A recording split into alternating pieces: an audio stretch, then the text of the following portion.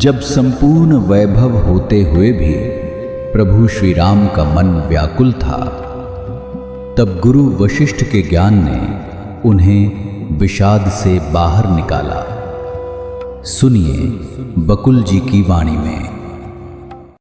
जय श्री राम। स्वागत है सभी का। तो कल बात हुई थी कि वासना का बीज क्या होता है।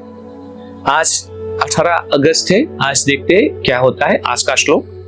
पुनः पुनर्इदम्रा प्रबोधार्थम मयोच्यते अभ्यासेन विना साधो नाभ्युदेत्यात्म भावना। अर्थ है, तुम्हारी आध्यात्मिक जागृति के लिए मैं यह सब बार बार दोहरा रहा हूं और बिना बार बार आध्यात्मिक अभ्यासों को दोहराए आत्मा का बोध होता भी नहीं। सामान्य व्यक्ति को कुछ बात अगर सिखानी हो तो वो भी बार बार बतानी पड़ती है।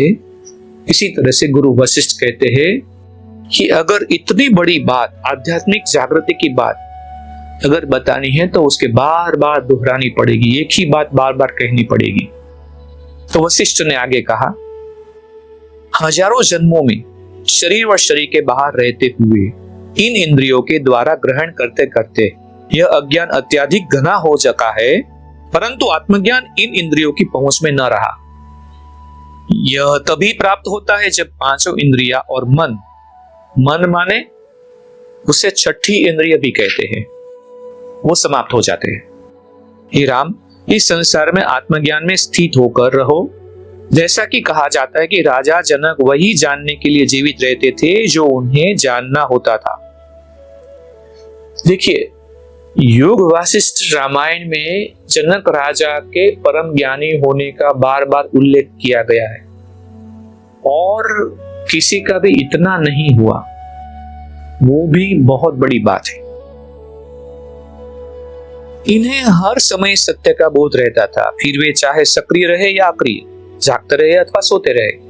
भगवान विष्णु ने इस संसार में अवतार लिया और वे भी पूर्ण रूप से आत्मज्ञान में स्थित। इस प्रकार भगवान शिव भी आत्मज्ञान में पूर्ण रूप से स्थित रहे और ब्रह्मा भी। हे राम, जैसे ये लोग आत्मज्ञान में स्थित रहे वैसे तुम भी आत्मज्ञान में स्थित रहो। तो राम ने पूछा, ये महर्षि कृपया बताए कि इस आत्मज्ञान की प्रकृति क्या है जिसमें यह महानुभाव स्थित रहे।